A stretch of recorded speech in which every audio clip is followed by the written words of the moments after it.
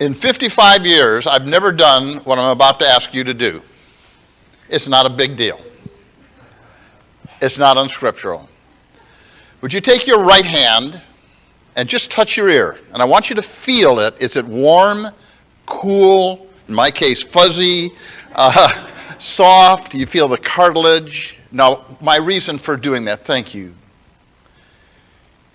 We're going to look to this morning in Revelation chapter 3, down in verse 13, he said, he that has an ear, let him hear what the Spirit says to the churches. That gives us a sense of, well, God, that's how you provided me that auditory blessing. And I was moved by Tom's prayer. May God speak through me. And that's easy. I just have to repeat his word. We have started a series, and we've looked at Revelation chapter 2 and begun in chapter 3. And what God says to 7 churches, you might say, well, yeah, but, man, that's a world away and a long time. What's that got to do with me? Because he says, he that has an ear, let him hear what the Spirit says to the churches. Here's the Holy Spirit's message through the written word to me and you. Some of you know that my strongest suit is not directions. They laugh about it. I don't actually need a GPS to get to the grocery store if it's close enough, but I like it. But I really like good directions and where to go. And so as we look at this study, those of you who have been here every week have seen this, because I've used this every week. Those of you that maybe it's your first time or visiting, since we're going to be just looking at one church, Philadelphia. And what we're going to see is the pattern. He'll do a salutation, a saying hello, and then say something about himself that will relate to the congregation. And if there's something good about him, he'll tell them. If there's something bad about him, he'll tell them. And then encourage them, all right, on that basis, you need to do this because there's a challenge, there's a warning, and then a promise. And as we look at that, you might say, yeah, but what about chapters 4 through 22? They're more challenging, that right. But 2 and 3 are really personal. He that has an ear, let him hear what the Spirit says to the churches.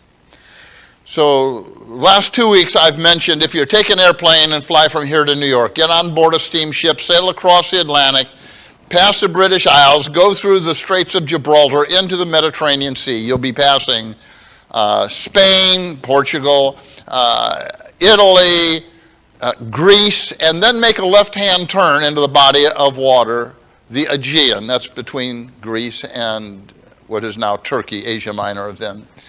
So the blue is that left-hand turn into the Aegean Sea. And so you notice these churches that are cities that are listed here, and the Lord's church was in those cities. And the one we're going to look at, and it's the next to the last, is Philadelphia. And I mentioned this and mentioned it last week, that out here in the Aegean is this island. I mean, it's not like 15 square feet of sand and a palm tree. It's extensive. There's there are towns there. But John was exiled there. You weren't exiled to die, but you are not going to have an influence. You're the last living apostle. God said, yes, he is. I'm going to write letters, and it's going to be known, and it's going to impact people for the next 2,000 years. So if you think you're limited, you have health reversals and I can't. John's, 90 years old and he's on an island, and if you want to serve, limitations don't limit you. You can be of value in the kingdom somehow. And so John writes these letters, and I note there, and it's helpful for me to visualize, it's kind of in a horseshoe. We started out at Ephesus and then Smyrna and Pergamum, Thyatira, Sardis, and now Philadelphia. So we're going to look at Philadelphia, very faithful congregation. But like every congregation, it was set in some environment that was challenging.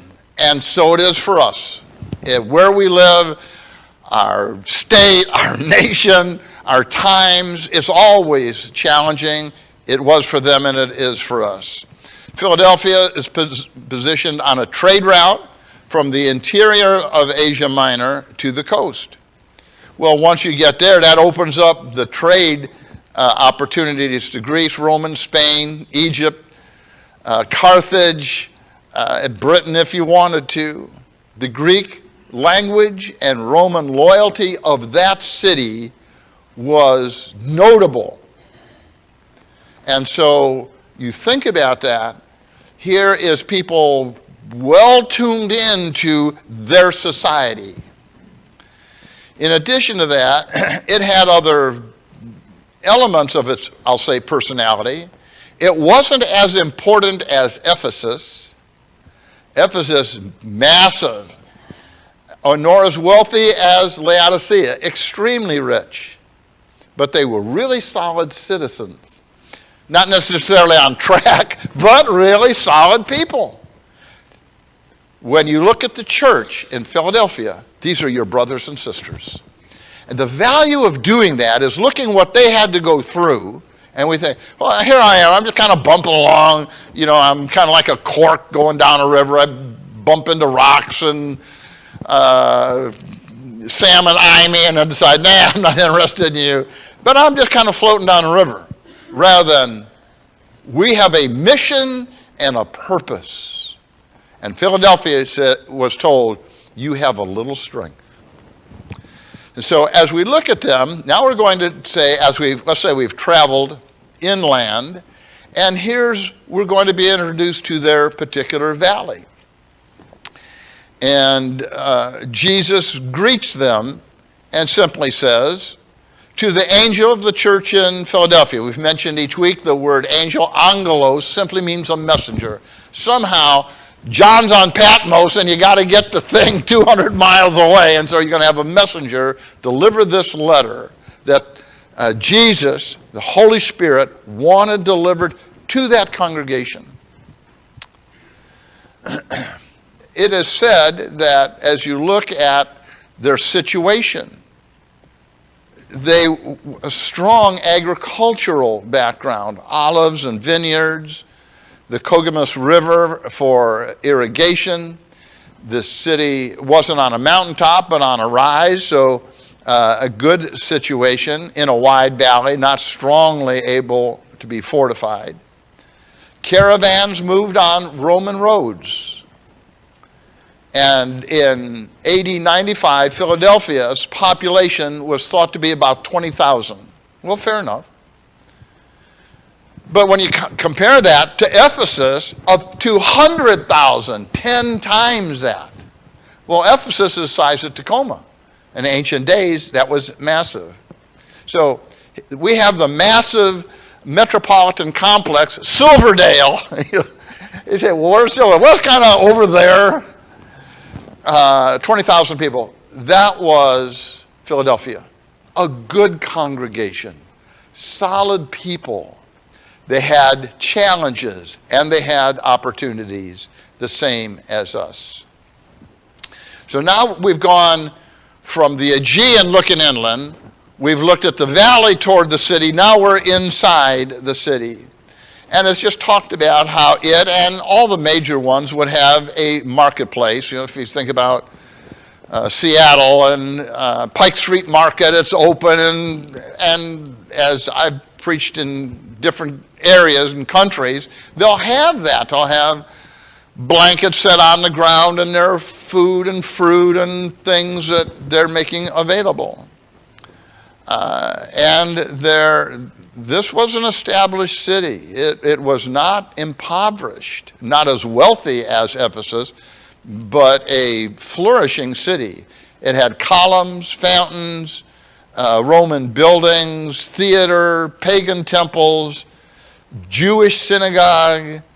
The Church of Christ was there with your brothers and sisters, along with Everything else was there like we have in our society. Well, what do you got? They had priests and soldiers and slaves and farmers and merchants and craftsmen and officials, Greeks, Romans, Jews, Africans. It was smaller, but a prosperous city. That's where your brothers and sisters were. And Jesus says, you that have an ear, listen up. What the Spirit says really to all the churches. Let's see what he says about this. First is a self-designation. So here's kind of an artist's view of a lock and a key available. It said, he who is holy. Now when you think about Isaiah 1:4, to the Holy One of Israel, it's Jesus' claim, I am deity, and I'm talking to you that has ears. As I say that, I say, wow, it's not us, Paul, it's me. Once you start taking it personally, here's what he's got to say to me. He who is holy, deity, and is true. That's a special Greek word. It doesn't mean that I tell the truth, but I am truth. I am genuine, says Louw-Nida's dictionary. Thayer says, true in every aspect. Jesus said, when I'm talking to you as deity. I am deity, communicating to my people. And I want you to know what my position is. He who has the key of David. You're familiar with Old Testament? Here was David and fought Goliath, becomes king, united the kingdom, golden age of Israel. And then it just shows here's his kingly authority. I want to tell you, I am deity. I am deity, true in every molecule of deity. And I've got the kingly authority to say what I'm about to tell you. And what I'm going to tell you, I am one who opens and no one shuts, and I'm one that shuts and no one opens. I'm the one that gives opportunities. We get comfortable and we love each other and we like being together. God says, good. There's more opportunity. Yeah, but I like staying within my four walls. It's comfortable and people like me here and it's dangerous out there. And Paul talks about himself and where he is and why he'll be there, for a great door has been opened to me for effective service. See, what we want to think about, we're talking about having another young man come in and we'll introduce him to you, see if you like, yeah, we like that kind of guy, or not, we want somebody else.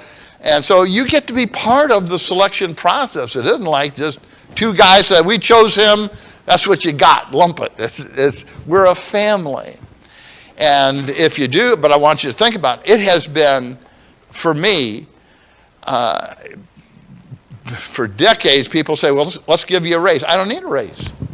My kids are grown up, they're flourishing, my house is paid for, my cars, I know how to fix them. And so, but guess what? The needs of a young family with 5 or 6 kids is significantly different than mine. You say, and I've talked to others in the realm. Yeah, I'm stuck in kind of a time loop back here in the 1950s kind of thing. I'm fine, and I don't need any more. You want to give me $2 million, I'll find somewhere to do it, but I don't need that kind of thing. Younger families will. And as younger families come in, that draws other younger families, and I've been telling people for decades, you get stability from older ones, you get growth from younger ones. And so really you need both. And so we're going to be looking at having another young man come in that, if an ice cream truck runs me over next month, then it's not, what are we going to do? I don't know. Jeff Dillinger, man up, you're doing everything. He said, And I think to myself, nobody can do everything. This morning I was appreciating the songs, and our song leader said, having a little problem with the clicker. The other clicker, well, I should turn it on. But they're song leaders that way better than me. I was appreciating the prayers that are led. I was appreciating our broadcasting, digital stuff. I don't know how to do that. There's big, I'll say, keyboards and switchboards and cameras and computer, but it's all interconnected. I don't know that. Picture within a picture. Somebody else got to know that kind of stuff. I appreciated the men waiting on the Lord's table. Thank you. That everything is taken care of by the family. No one person can do it. Jesus said, I've set before you an open door. We've got opportunities. We're going to be talking about them the next coming months of what we can do as a group. Because what I want to see is, let's say I get run over by 2 ice cream trucks. Fair enough, save me an orange sickle and we're good. Is that this congregation just say, look, Paul, we love you. Bye. Next guy.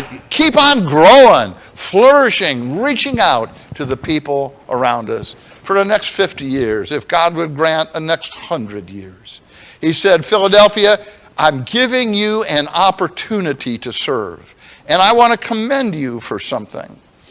Revelation 3 and in verse 8, he said, I know your deeds, and I have put before you an open door, which no one can shut. That is, I'm going to give you an opportunity to serve. That you have a little power. Yeah, but we're not as big as. And yeah, but the congregation on the East Coast, I mean, they're filled with doctors and lawyers and gazillions of dollars. Well, that's not us. We're just the everyday people. But we've got an opportunity to serve. We're going to be able to reach the community around us with the strength and resources that we do have. Think about that. Get prepared. God doesn't open doors for the unprepared to follow up his work. And you say, yeah, but the other guy does so much better. Never compare yourself with somebody else. That's what Samuel had to do when Jesse was showing the sons, here's all the big and strong guys, whatnot. He says, is there somebody else? I want the little guy that's stuck with the fleas and the sheep out there somewhere, right? Oh, this guy, who is it? Well, that's, David, just the youngest one of all. And they have to be told that God doesn't see as man sees. Man looks at the outward appearance and God looks at the heart. And so as I say that, I think of Paul and Garibaldi. Everything in the world could be wrong was wrong. The little feet in plastic booties and diabetes and septic, toxic infection and kidney failure. And she just kept trooping on. Never complained. All right, I got a few little problems. And wow. And it's just joyous. If she can, we can. And he said, Philadelphia, there's going to be an opportunity for you to serve because, and what he describes is, I know where you are. And those that call themselves Jews and are not, they are the synagogue of Satan. And in this particular one, the artist's reproduction is, you got the Star of David in the middle, but they got snakes crawling around it, so it's not really the way it ought to be. And then a representation of Satan over on the left, and he's got that occultic pentagram, that 5-pointy star, and so here's snakes all around and supposedly Christians in chains, and yet it's involving people's prosperity. And it's all the stuff. And what Jesus has to say in verse 9 is, I will cause those of the synagogue of Satan who say they are Jews and are not but lie, I will make them come and bow down at your feet. The idea of the synagogue of Satan, it's not Anton LaVey kind of thing in California. It's just real Jews of Israelite descent, but they're gathering, and the impact of what they're doing is benefiting Satan rather than the God of heaven. And bowing down is, they're going to acknowledge your cause is right. Why? Because some of them are going to be converted. The Apostle Paul is one of those. Such an ardent opponent and such a lifelong defender. And so there are going to be people to believe opposite things. Don't let that overwhelm you. Just say, would you like to talk about it? Let's see what the Bible has to say. And then he commends them, as we're looking at here in continuing 8 through 10. He said, because you've kept the word of my perseverance, I will also keep you from the hour of testing. I'm going to protect you from that which is about to come upon the whole world. The idea of keeping you, I'm going to guard you, I'll protect you. That's the very thing God had promised from old. And in fact, what Daniel read for us in Jeremiah and 29 and down in verse 18, that I have a future and a hope from you. From the hour of testing, from the Roman persecution, of which this city, Philadelphia, was part of that whole Roman Empire, and that had a temple dedicated to Caesar, as well as their other pagan gods. And so they're going to face problems, but you and they are overcomers. And when God says that, he said, now here's a warning. I am coming quickly. Well, what does that mean? Well, man, you sell your house, quit your job, get up on the housetop because Christ is coming about midnight tonight. No, that isn't the idea at all. He said, hold fast what you have, and so that no one will take your crown. The idea of coming quickly. He's going to come in judgment. There's going to be earth-shaking things that were going to be happening, like it was for Jerusalem. In Matthew 24 and verse 30, he said, I am coming. But down about verse 34 and 36, he talks about how some of you standing by shall no wise taste of death. That is, this generation shall not pass till all my words are fulfilled. It wasn't the end of the entire universe, but their world would be shaken permanently. And so between Jesus on the cross, approximately AD 30, until the destruction of Jerusalem, about 37 years. Well, to a teenager, that's 17 lifetimes. I mean, that's so far away they can hardly comprehend it. For us, that's, 500,000 years old. That's a blink of an eye. But Jesus said, I'm coming. As you read the newspapers, it's always, what is God doing with our world? And then he gives them a promise. In 3:12, he who overcomes, I will. That is, some will give in. He said, Philadelphia, don't let that be one of you. That I'll make him a pillar in the temple of my God. And he will not go out from it anymore. That is, you're visualize being a stabilizing force. Well, Paul, you make everything tick. Man, I just preach the word. Anybody can do that.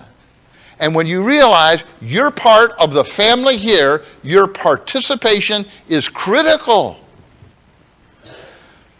We'll mention in our next slide, but that whole region had then and does have now a lot of problems with earthquakes.